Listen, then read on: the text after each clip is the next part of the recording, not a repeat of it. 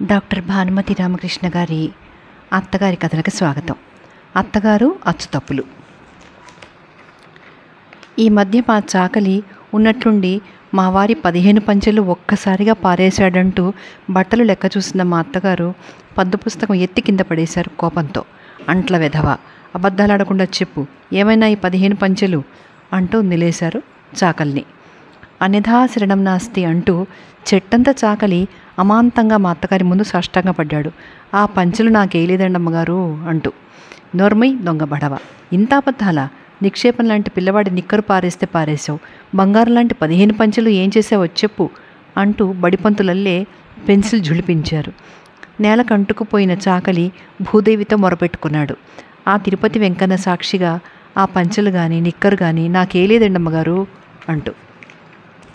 చీనోర్మై దొంగగాడిద, నీ తలకాయ ఎంత అక్షరాలతో రాసినా నా లెక్క తప్పంటావాడా? లెక్క పొరపాటు నా వంశంలో లేదు తెలిసిందా? బుద్ధి ఎంత మాట అన్నారమ్మగారు. ఒకవేళ పొరపాటున చీ వెధవా, మళ్ళీ అదే మాట? పళ్ళు రాలకొట్టేవాళ్ళు లేక పొరపాటు రావడానికి ఒకటా రెండా? 12 పంచెలు 15 పంచెలు ఇట్లా కొన్నవి అట్టా వేశాడు బిడ్డ. ఒక్కసారైనా కట్టుకున్నాడో లేదో కొత్త పంచెలు. తలుచుకుంటే కడుపు భగ్గుమంటోంది. నీ దొంగ వేషాలు కట్టిపెట్టి మర్యాదగా లేచి నిలబడి సమాధానం చెప్పు, ఏం చేసావు పంచెలు అంటూ పైగా దారంలో గర్జించారు మా అత్తగారు. అప్పటికే సగం చచ్చిపోయిన చాకలి మెల్లిగా లేచి కళ్ళు తుడుచుకుంటూ నిలబడ్డాడు. ఏ ప్రమాణం చేయమంటే ఆ ప్రమాణం చేస్తానండమ్మగారు. ఈసారి సెలవులకి నాకు ఒక్క పంచె కూడా పడలేదండమ్మగారు అంటూ వాపోయాడు. మళ్ళీ అదే మాట? సరే, ఇహ వీడిట్లా చెప్పడు, వీడిని అడిగే విధంగానే అడగాలి. పిలిపించు పోలీసుల్ని అంటూ హడావిడిగా లేచి నిలబడ్డారు మా అత్తగారు. పోలీసుల మాట వినగానే చాకలడితో పాటు నేను కూడా హడలిపోయాను. వాళ్ళని పిలిస్తే ఎన్ని ఇబ్బందులుంటాయో మా అత్తగారికి తెలియదు అన్న సంగతి నాకు తెలుసు.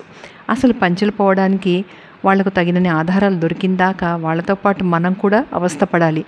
చిన్న విషయమైనా పెద్ద విషయమైనా వాళ్ళ దాకా వెళితే బ్రహ్మాండమైన విషయమే ఊరుకుంటుంది. ఆ మధ్య మా వారి స్నేహితుడు రావుగారు ఇలాంటి ఇబ్బందిలోనే పడ్డారు. కారు డ్రైవ్ చేసుకుంటూ రోడ్డు మీద పోతున్న రావుగారు ఊరుకోకుండా తన కారుకు 50 గజాల దూరంలో అరటిపండు తొక్క మీద కాలు వేసి నడి రోడ్లో జారిపడ్డ ఒక ఆడమనిషి దగ్గరికి వెళ్ళి సడన్ బ్రేక్ వేసి కారు ఆపారు. అంతటితో ఊరుకోకుండా కారు దిగి ఆ పడిన మనిషి దగ్గరికి వెళ్ళి దెబ్బేమైనా తగిలిందా అంటూ విచారించారు. ఈలోపుగా నలుగురు గుంపు చేరారు. కాలుజారి రోడ్డు మీద పడ్డ ఆడమనిషి తన చుట్టూ గుంపు చేరేసరికి సిగ్గుపడిపోయి ఏమీ దెబ్బ తగలలేదు అంటూ పక్కనే ఉన్న గుడిసెలోకి వెళ్ళిపోయిందట.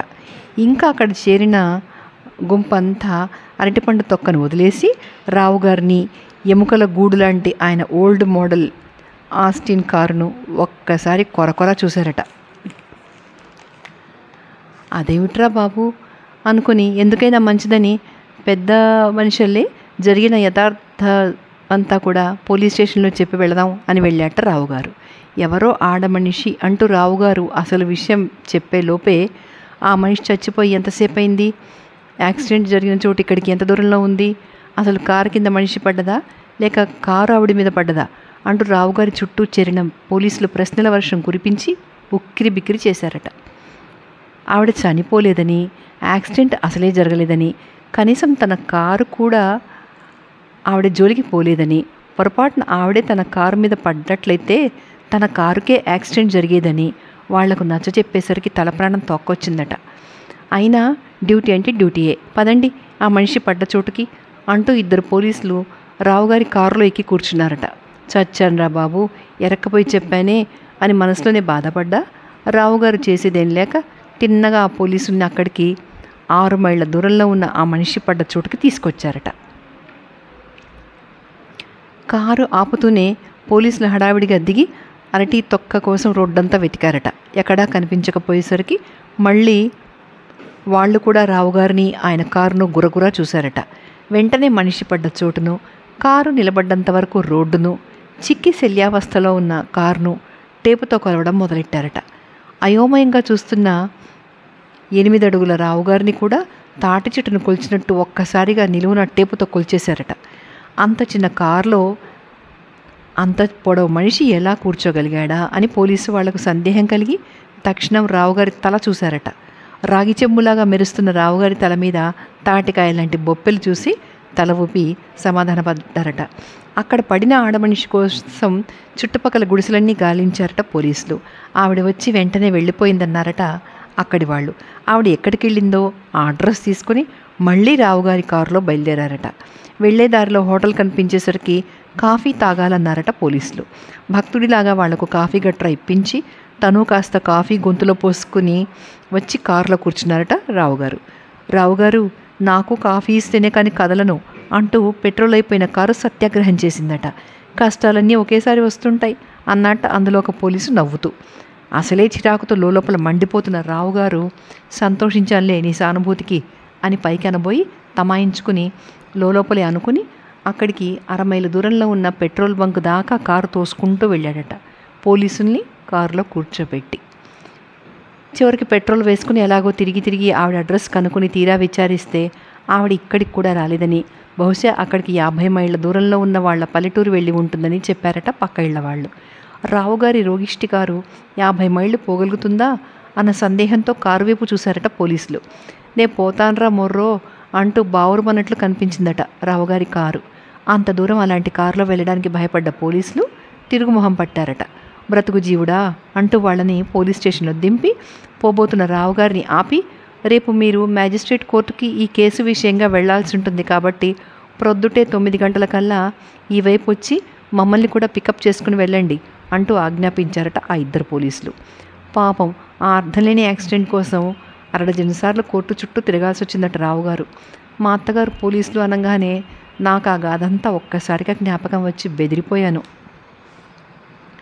ఇంకా వాళ్ళు వచ్చినప్పటి నుంచి ఈ పంచెలు ఏ రంగు అంచువి, ఎప్పుడు కొన్నవి, ఏ షాపు, వాటి బిల్లు, ఖరీదు, వాటి మీద ఇనిషియల్ వగైరా అన్నీ అడుగుతారు. అన్నట్లు మా చాకలి ఉతికే ఏ బట్ట మీద కూడా ఇనిషియల్ అంటూ ఉండదని నాకు అప్పుడు గుర్తొచ్చింది. ఏ గుర్తు లేకుండా పంచెలు ఎక్కడికి పోయాయో తెలుసుకోవడం పోలీసులో కూడా కష్టమేననిపించింది. ఆ సంగతి మెల్లగా మా అత్తగారి చెవిలో చెప్పాను. ఈ మాత్రం కూడా కనుక్కోలేకపోతే ఇంకా పోలీసులు ఎందుకే అడుక్కు తిన్నో అన్నారు గట్టిగా అరుస్తూ. నిక్కర్ పారేస్తే పారేసావు, ఆ 15 పంచులు ఏం చేసావో చెప్పు, లేదంటే తక్షణం పోలీసుని పిలిపించి నీ తాట ఒలిపిస్తాను అంటూ మళ్ళీ బెదిరించారు చాకల్ని. చాకలి మళ్ళీ అడవబోయాడు. ఎంత ప్రయత్నించినా కళ్ళలో నీళ్లు రాకపోయేసరికి చీదేస్తూ ఒట్టి కళ్ళు తుడుచుకోవడం మొదలుపెట్టాడు. బంగారం లాంటి 15 పంచెలు మింగేసి ముచ్చులాగా మొసలి కన్నీళ్ళు వదిలితే విడిచిపెడతాననుకున్నావుట్రా, ఇంకా చూస్తావేమిటే, టెలిఫోన్ చేసి పిలిపించు పోలీసుల్ని అంటూ మా అత్తగారు నన్ను దబాయిస్తుండగానే మా వారు టెలిఫోన్ చేశారు ఆఫీస్ నుంచి. రాత్రి ఎక్కడో డిన్నర్ ఉందని, భోజనానికి తన కోసం కాచుకోవద్దని చెప్తూ వాళ్ళ అమ్మగారి కేకలు ఫోన్లో కూడా వినిపించి, ఏమిటి మా అమ్మ ఎవరి మీదనో అరుస్తున్నట్టుందే అని అడిగారు. చాకలి 15 పంచులు పారేశాడు అని చెప్పాను. అరరే 15 పంచులు పారేశాడా, అయితే మరి వాడేమంటున్నాడు అన్నారు. అసలు ఆ పంచలే తనకేయలేదంటున్నాడు. లెక్క సరిగా చూసారా, ఎవరు రాశారు? మీ అమ్మగారే, చాకలి వాడి తలకాయంత అక్షరాలతో. అయితే ఇప్పుడు మా అమ్మేమంటోంది, తక్షణం పోలీసుని పిలవమంటోంది.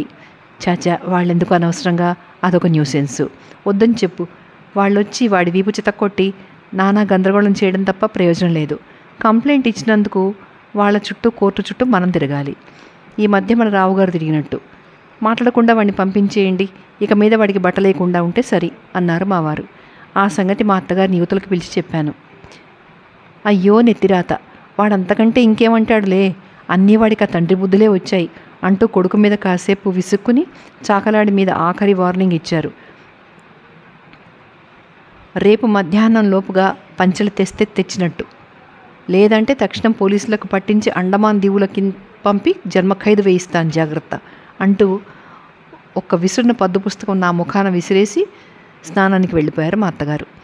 చివరిసారి చీదేసి చాకలి కూడా కాళ్ళు ఇడ్చుకుంటూ వెళ్ళిపోయాడు. ఆ రోజంతా చాకలి తిడుతూనే వంట వడ్డన చేసుకున్నారు మా అత్తగారు. మర్నాడు మధ్యాహ్నం చాకలి కోసం కాచు కూర్చున్నారు. వాడు రాలేదు. కానీ తల్లికి జబ్బుగా ఉందని తంతి వస్తే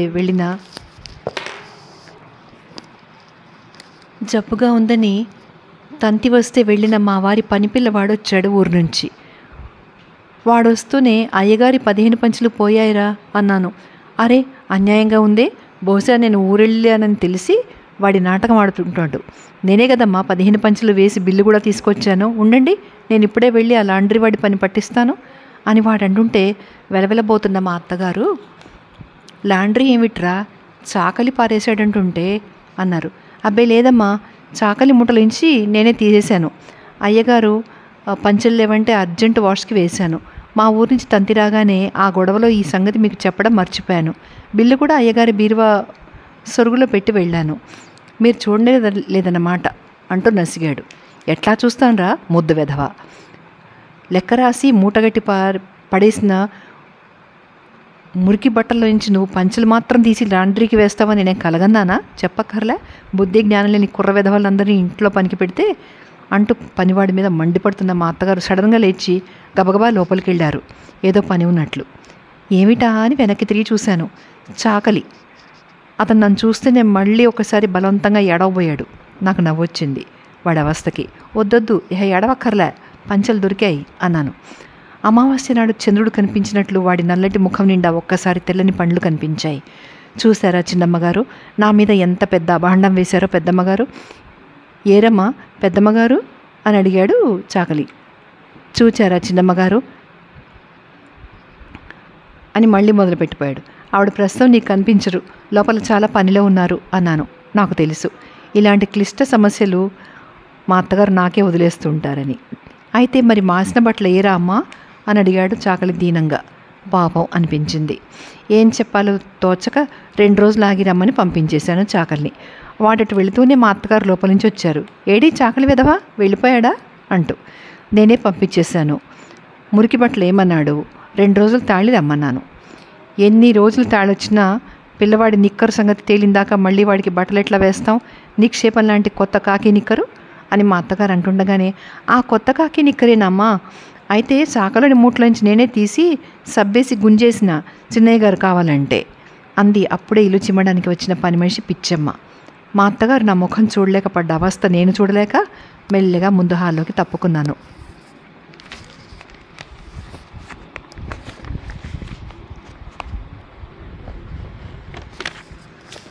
టెలిగ్రామ్ అంటూ పోస్ట్ మ్యాన్ కేక విని వరండాలోకి వెళ్ళాను. టెలిగ్రామ్తో పాటు ఒక శుభలేఖ కూడా వచ్చింది.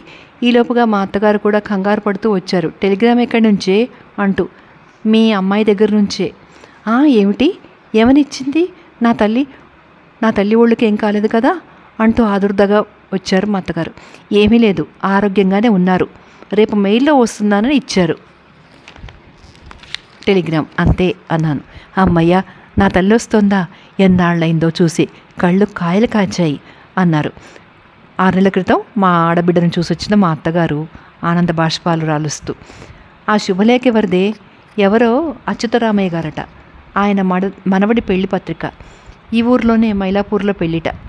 ఓహోహో, అట్టా చెప్పు. ఆ పెళ్ళికే అమ్మాయి కూడా వస్తుందన్నమాట. ఎవరనుకున్నావు? అమ్మాయి ఆడబిడ్డ కొడుకు పెళ్ళే అన్నారు అర్థంగాక చూస్తూనే నన్ను చూసి. అన్నట్లు మెయిల్ ఎన్నింటికి వస్తుందే అన్నారు. పొద్దుటే వస్తుందనుకుంటాను అన్నాను, నాకు టైం తెలియక. నీకు తెలియదన్నమాట. అయితే అబ్బాయికి కాస్త టెలిఫోన్ చేసి కనుక్కో, మెయిల్ ఎన్నింటికి వస్తుందో. రేపు బిడ్డ రాత్రి భోంచేసి బయలుదేరుతుందో లేక అట్లాగే బండెక్కుతుందో. వస్తూనైనా 4 మెతుకులు తినకపోతే దానికి కళ్ళు తిరుగుతాయి. పైగా దంపుడు బియ్యం తప్ప మనం మింగే మరబియ్యం దాని ఒళ్ళకు మంచిది కాదు అంటూ అప్పటికప్పుడు వడ్ల కొట్టు తెరిచి ఒక బస్తా వడ్లు తెచ్చి పని మనిషి ముందు పోసి దంచమన్నారు. రోకలి విరిగిపోయిందమ్మా అన్నది పని మనిషి.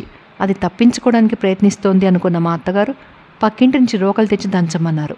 కొడుకు ఎన్నిసార్లు ఉప్పు మిరపకాయలు ఊరవేయమన్నా ఇదిగో ఎండరాని, అదిగో మజ్జిగ మిగల్ని అంటూ కాలం గడిపిన మా అత్తగారు కూతురు కోసం అప్పటికప్పుడు పచ్చిమిరపకాయలు చీరి మజ్జిగలో వేశారు. ఊరగాయలు కొద్ది కొద్దిగా తీసి రాచిప్పలకు పట్టించి పెట్టారు. దానికి చింతకాయ పచ్చడి అంటే ఎంతో ఇష్టమే అంటూ మా చిన్నాన్న నా కోసం పంపించిన చింతకాయ తుక్కు కాస్త తీసి కూతురు కోసం నూరి అట్టే పెట్టారు. దానికి పొట్లకాయ వేపుడంటే ప్రాణం అంటూ విత్తనాల కోసం అట్టి పెట్టిన 2 పొట్లకాయలు కోసుకొచ్చి పడేశారు. మెంతిపిండి తప్ప అంగట్లో కొన్న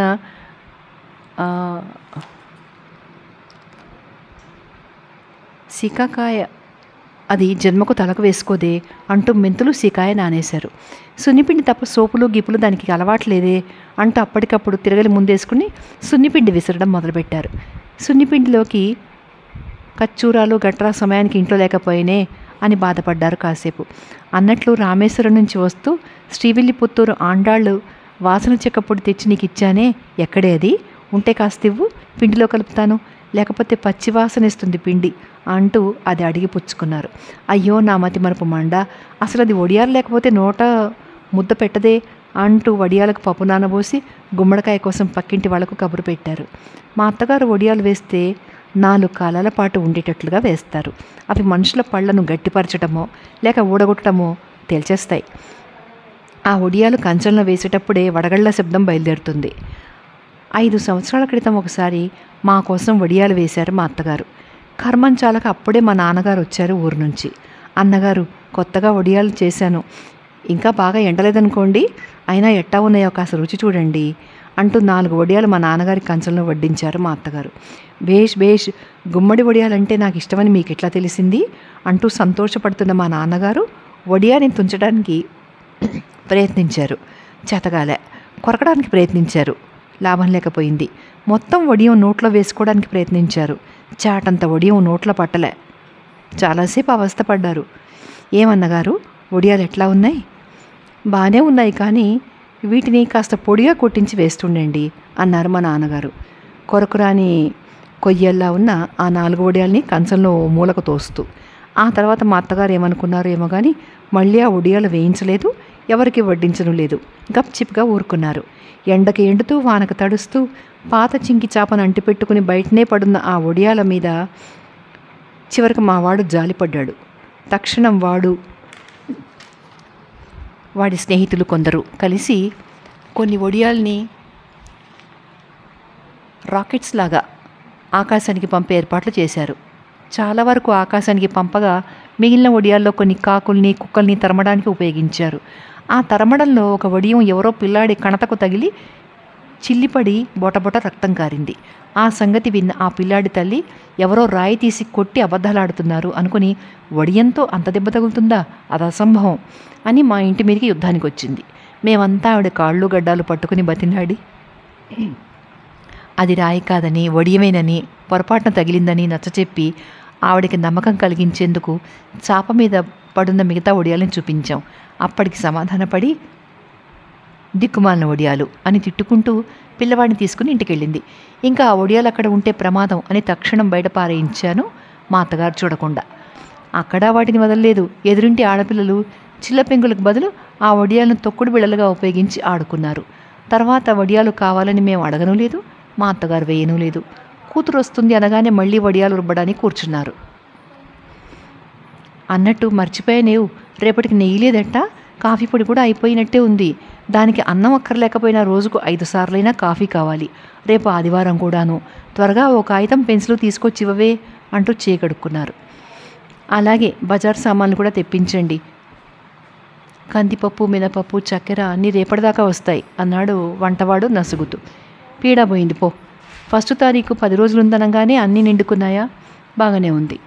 సరే, మళ్ళీ ఎందుకు, ఒక్కసారి చెప్పు ఏమేం కావాలో రాసిస్తా, మళ్ళీ రేపు ఆదివారం కూడాను అంటూ పెన్సిలు కాగితం తీసుకుని కూర్చున్నారు మా అత్తగారు. కందిపప్పు 10 మానికలు. ఓరిని 10 మానికలు దొంగలదోలా, అవ్వా ఎందుకురా 10 మానికలు, ఇంకా నయం 10 బస్తాలన్నావు కావు అంటూ పడి నవ్వారు మా అత్తగారు. వెనకటికి మా అత్తగారింట్లో 80 మంది జనాభాకు నెలకు 10 బస్తాల పప్పు ఉడికేదట. ఆ కాలంలో పప్పే ప్రధానం. అట్టా ఉంది నువ్వు చెప్పేది. తర్వాత మినపప్పు 5 మానికలు. ఓరిని ఇంట వానకురవా, ఎందుకురా 5 మానికలు? వెనకటికి మా బంధువుల్లో ఒక ఆవిడ నిత్యం మినపగారెలు తినటానికే ఉన్న ఆస్తి అంతా తగలేసిందట. బస్తాల మినపప్పు తిని చివరకు పుట్టెడు చెవుడుతో పోయిందిట ఆ ఇల్లాలు అంటూ మళ్ళీ నవ్వారు మా అత్తగారు. వంటవాడు చిన్నపుచ్చుకున్నాడు.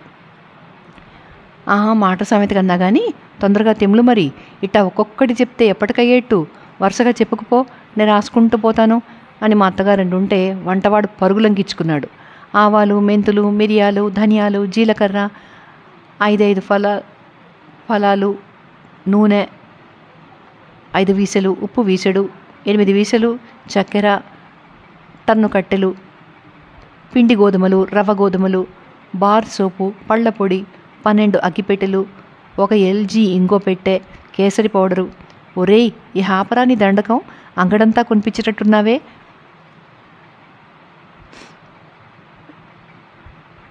ముందు ఈ సామాను ఖర్చు కానీ తర్వాత చూసుకోవచ్చు అంటూ లిస్టు పూర్తి చేసి పనిపిల్లాడి చేతికిచ్చి చెట్టి అంగడి నుంచి సామాన్లు పట్టించుకురమ్మని పంపించేశారు.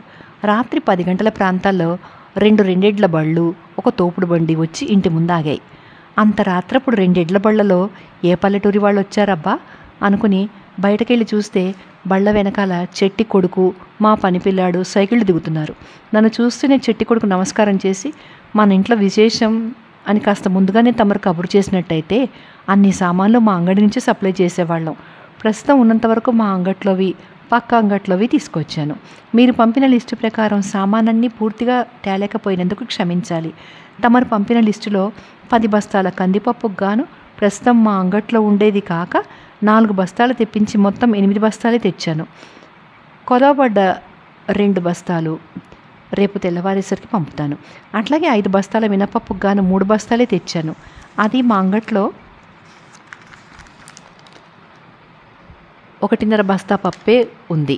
మిగతాది బయట అంగళ్ళ నుంచి తెప్పించాం.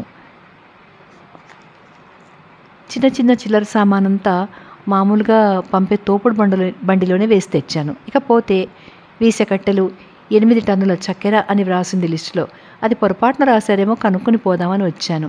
ఎందుకంటే ప్రస్తుతం మార్కెట్లో చక్కెర దొరకడం చాలా కష్టంగా ఉంది. వీసె చక్కెర కోసం జనం క్యూలో నిలబడి పడిగాపులు పడుతున్నారు అంటూ చెట్టి కొడుకు చెప్తూ ఉంటే గుడ్లప్ప చెప్పి వింటూ కొయ్యబారి నిలబడ్డాను. ఎవరే బళ్ళలో వచ్చింది? కొంపదీసి పెళ్ళికి వచ్చిన పల్లెటూరి బంధువులు ఎవరైనా విడిదిల్లు అనుకుని మన ఇంటికి రాలేదు కదా అంటూ లోపల నుంచి వచ్చారు మా అత్తగారు. నమస్కారం పెద్దమ్మగారు, తమరు రాసి పంపిన లిస్టులో సామాన్లన్నీ కాస్త కొరవడ్డందుకు క్షమించండి. 10 బస్తాల కందిపప్పుకు గాను 8 బస్తాలే తెచ్చాను. మినపప్పు కూడా 2 బస్తాలు కొరవడ్డాయి. ఆ 2 రేపు పంపిస్తాననుకోండి. కానీ చక్కెర దొరకడమే కష్టం. అసలు అది ఎంత రాశాడో కనుక్కుపోదామని వచ్చాను. 8 టన్నుల చక్కెర లేక ఓరిన్ని టన్నులు దొంగలదోలా? ఈ బళ్ళేమిటి, ఈ బస్తాలేమిటి? అవ్వ, ఏమిటి అన్యాయం? నీకేం మతిగీతి పోలేదు కదరా అబ్బి? చెట్టి కొడుకు వెలవెలబోతూ, తమరు పంపిన లిస్టు ప్రకారమే తెచ్చానన్నీ అన్నాడు. చాలే ఊరుకో పెద్ద మనిషి, ఎవరైనా వింటే నవ్విపోతారు. నేను రాసిన లిస్టులో ఇన్ని సామాన్లు రాశానా? ఏది చూపించు లిస్టు అంటూ నిలదీశారు చెట్టి కొడుకుని. చెట్టి కొడుకు జేబులన్నీ వెతుక్కున్నాడు, కనిపించలే. పనిపిల్లాడిని అడిగాడు. మీరే తీసుకున్నారు సార్ అన్నాడు వాడు. కంగారు పడుతూ ఇప్పుడే వస్తాను అంటూ సైకిల్ తీసుకుని పరిగెత్తాడు చెట్టి కొడుకు. అన్ని దొంగ వేషాలు, దొంగ బుద్ధులను. అంగట్లో అమ్ముడుపోని సరుకంతా ఊళ్ళో వాళ్ళని ఎక్కించాలంటే ఎట్లా? న్యాయం ఉండక్కర్లే, ఇట్టా ఎవరైనా రాస్తారా? ఇంత అన్యాయం చేస్తుండబట్టే 6 నెలల క్రితం అంగట్లో ఉండేవన్నీ పట్టపగలే దొంగలు దోచుకుపోయారు అంటూ చెట్టికి అష్టోత్తరం మా అత్తగారు జరిపిస్తున్నారు. అప్పుడే పరిగెత్తుకొచ్చాడు చెట్టి కొడుకు సైకిల్పై. లిస్టు కాగితం దారిలోనే దొరికింది. ఖర్చీఫ్ తీస్తుంటే కింద పడ్డట్టుంది. ఇందండి మీరు రాసి పంపిన లిస్టు అంటూ మా అత్తగారి చేతికిచ్చాడు. ఆయాసపడుతున్న చెట్టి కొడుకు అతన్ని చూసి మా అత్తగారి లిస్టులో తనేం రాశారో చూసే లోపలే నేను దొంగలాగా లోపలికి జారుకున్నాను. కాసేపటికి బండ్లు వెళ్ళిపోయిన చప్పుడు వినిపించింది. గప్చిప్గా లోపలికి వచ్చారు. మర్నాడు తెల్లవారుజామున నేను లేచేసరికి మా అత్తగారు లేచి నీళ్లపోయి అంటించారు. రాత్రి మా వారు ఆలస్యంగా రావడం వల్ల డ్రైవర్తో చెప్పడం మర్చిపోయిన నేను పిల్లిలాగా వెళ్ళి పనివాడిని నిద్రలేపాను. పనిపిల్లాడు లేచి కూర్చుని కాసేపు నిద్రపోయాడు. మళ్ళీ తట్టి లేపాను. నిలబడి కాసేపు నిద్రపోయాడు. చివరికి ఇట్లా కాదని చెంబుడు నీళ్లు తెచ్చి వాడిని ఎత్తిన పోసా. ఇక పిచ్చెక్కినట్లు కలవరిస్తూ ఇల్లంతా పరిగెత్తడం మొదలుపెట్టాడు. మా అత్తగారు డ్రైవర్ సంగతి అడిగేలోగా కబురు పెడదామనుకుంటే ఎంతకీ వాడి స్పృహలోకి రాలేదు. మూలనున్న పేంబెత్తంతో ఒక్కటి తగిలించా. దాంతో అద్దరిపడి బాబోయ్ అమ్మగారు ఏంటి ఏంటి అంటూ ఈ లోకంలో పడ్డాడు. అర్జెంటుగా సైకిల్తో వెళ్ళి పెద్ద కారు డ్రైవరు పెంటస్వామిని పిలుచుకురావాలి. స్టేషన్కు కారు తీసుకెళ్లాలని చెప్పు అర్జెంట్ అంటూ పంపించేశాను డ్రైవర్ ఇంటికి.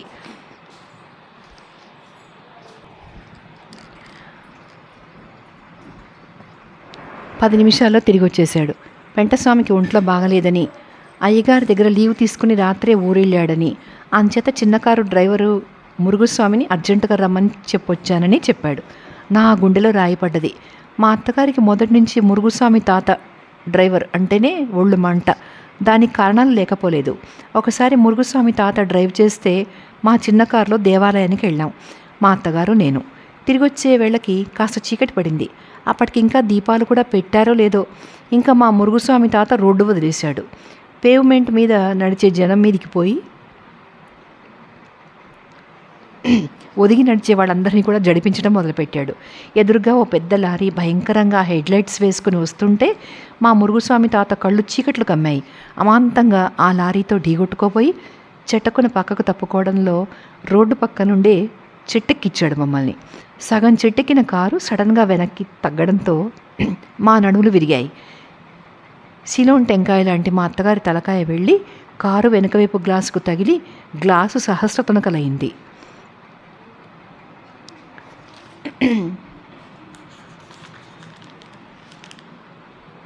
మా వీపులు చీరక ముందే ఎట్లాగో ఆ చోటు నుండి బయటపడ్డాం.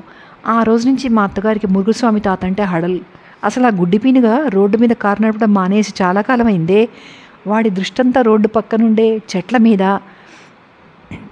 స్తంభాల మీద ఉంటుంది. మీరు కాబట్టి ఇంకా ముసలి పీనుగను డ్రైవర్గా అట్టే పెట్టుకున్నారు, కానీ ఇంకెవళ్ళనే అయితే తని తగలేస్తారు. ఇహ మురికి వెధవ కారులో చస్తే కూర్చోను అంటూ ఆనాటి నుంచి శబదం పట్టారు మా అత్తగారు. తీరా తన కూతురును స్టేషన్ నుంచి తీసుకురావడానికి మురుగుస్వామి తాత వెళుతున్నాడని తెలిస్తే చిక్కే మా అత్తగారు కేకేశారు. మెయిల్ ఎన్నింటికి వస్తుందో అబ్బాయిని అడిగావా, డ్రైవర్ కబురు పెట్టావా అంటూ ప్రశ్నించారు. ఈ పాటికి వస్తుండాలి అన్నాను. ఎవరు, పెంట వెధవా మురికి వెధవా? మురుగుస్వామే అంటూ అదిరిపడ్డారు మా అత్తగారు. అయ్యో నెత్తిరాత, ఆ గుడ్డి పిన్నిని ఎందుకు రమ్మన్నావే? పెంటస్వామి ఒంట్లో బాగలేదని లీవులో ఏదో ఊరికెళ్ళాట. మరి ఎవరో ఒకరు స్టేషన్కి బండి తీసుకెళ్ళాలిగా.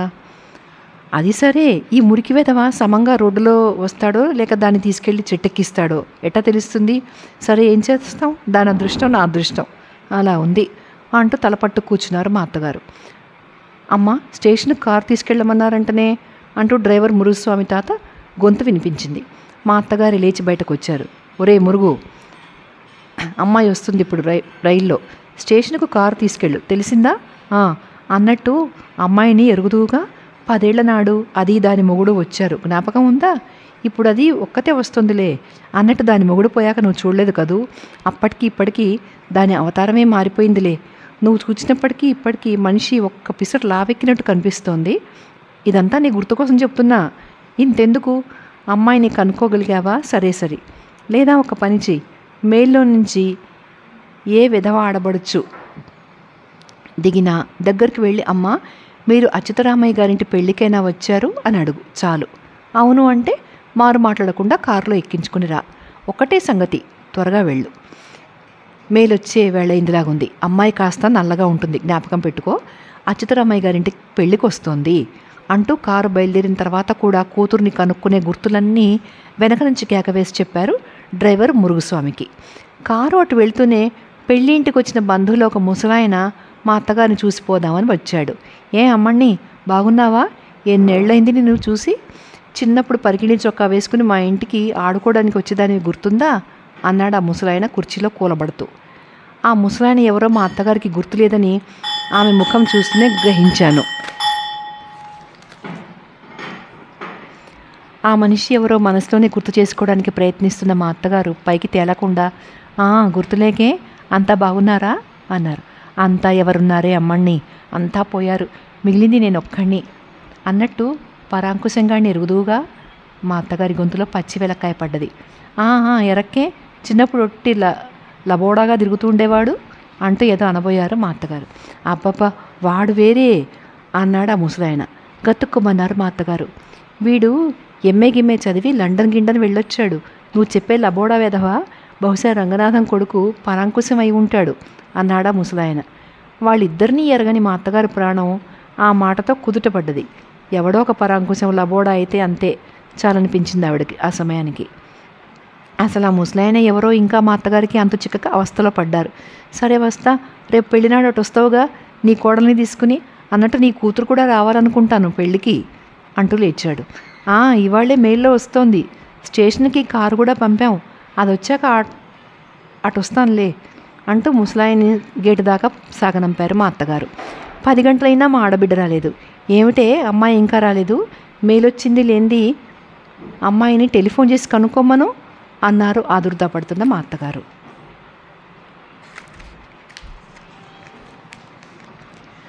నేను నేరుగా స్టేషన్కే టెలిఫోన్ చేసి కనుక్కుంటే 4 గంటలు లేట్ అన్నారు కలకత్తా మెయిలు. అయ్యో నెత్తిరాత, అయితే దానికి నిన్న ఇవాళ కూడా ఏకాదశేనన్నమాట. రైల్లో కూర్చుంటే పచ్చిగంగ ముట్టుకోదే అది. శ్రీరామచంద్ర ఏం చేసేది అంటూ ఆరాట పట్ట మొదలుపెట్టారు మా అత్తగారు. కాసేపు ఇల్లంతా కాలుగారిన పిల్లిలాగా తిరిగారు. వంటంతా ముగించి అన్నీ సిద్ధం చేసి చల్లారిపోయిన వేనీళ్ల పొయ్యి కింద మళ్ళీ మంట వేసి వచ్చి, ఇంకా మెయిల్ రాలేదుటే అన్నారు. మళ్ళీ టెలిఫోన్ చేశారు స్టేషన్కి. మెయిల్ వచ్చి చాలాసేపు అయిందని వాళ్ళు చెప్తుండగానే వాకిట్లో కారు వచ్చి ఆగింది. అమ్మాయి వచ్చేసిందే అంటూ ఎంతో ఆప్యాయంగా మా అత్తగారు గబగబా కారు దగ్గరికి పరిగెత్తారు. పెళ్లివారిల్లు ఇదేనా అంటూ ముసుగు సవరించుకుని కారులోంచి దిగింది నల్లగా లావుగా ఉన్న ఒక విధవావిడ. ఒక క్షణం మా అత్తగారు గుడ్లు తేలేసి నోట మాట లేకుండా కొయ్యబారి నిల్చుండిపోయారు. ఏమేనమ్మా తమరు చెప్పిన అచ్యుతరామయ్య గారింటి పెళ్ళికొచ్చారు అంటూ నీళ్లు నమిలాడు డ్రైవర్ మురుగుస్వామి తాత.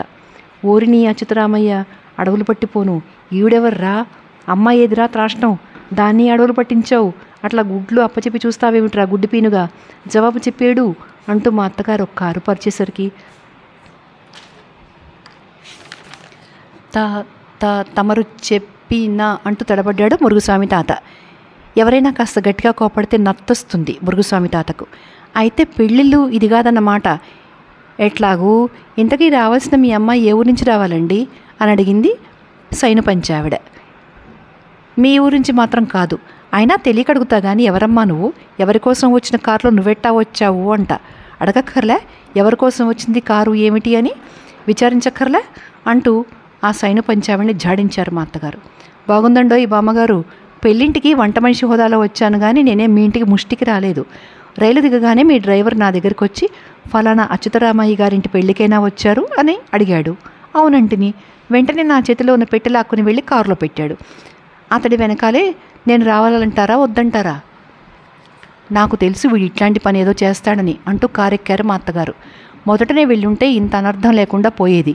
నిన్నటి నుంచి అన్నం నీళ్లు లేకుండా బిడ్డ ఏం అగచాట్లు పడుతోందో, కారు కోసం ఏం పడిగాపులు పడుతోందో చూస్తావేరా, బయలుదేరు అంటూ ఒక్క అరుపరిచారు. గజగజలాడుతున్న మురుగుస్వామి తాత పిల్లిలాగా కారులో కూర్చుని కారు స్టార్ట్ చేశాడు. కారు బయలుదేరే లోపుగానే మరొక టెలిగ్రామ్ వచ్చింది. మా ఆడబిడ్డ కొన్ని సందర్భాల వల్ల పెళ్లికి రావడం లేదని, గాబరా పడవద్దని, 5-6 నెలల్లో తను తప్పక వస్తానని, స్టేషన్కి కారు పంపవద్దని ఇచ్చిన టెలిగ్రామ్. అయ్యో నెత్తిరాత, అయితే ఇప్పట్లో బిడ్డను చూసే ప్రాప్తం లేదన్నమాట అంటూ ఒక్క నిట్టూర్పు విడిచి కారు దిగారు మా అత్తగారు. వెంటనే కారు ఎక్కింది సైను పంచావిడ. కాస్త నన్ను ఆ పెళ్లివారింటి దగ్గర దించమనండి బామ్మగారు, నా కోసం కనిపెట్టుకుని ఉంటారంతా అన్నది.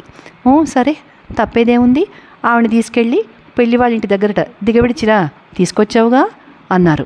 ఆవిడని చూస్తే ఒళ్ళు మండిపోతున్న మా అత్తగారు. వెళ్ళొస్తానమ్మాయి, వస్తానండి బామ్మగారు అన్నది కారులో కూర్చున్న సైను పంచావిడ. మళ్ళీ రాక్కర్లేదులే, వెళ్ళు, అపశకునంలాగా వచ్చింది అని సణుక్కుంటూ లోపలికి వెళ్ళిపోయారు మా అత్తగారు. ఇంతటితో ఈ కథ సమాప్తం.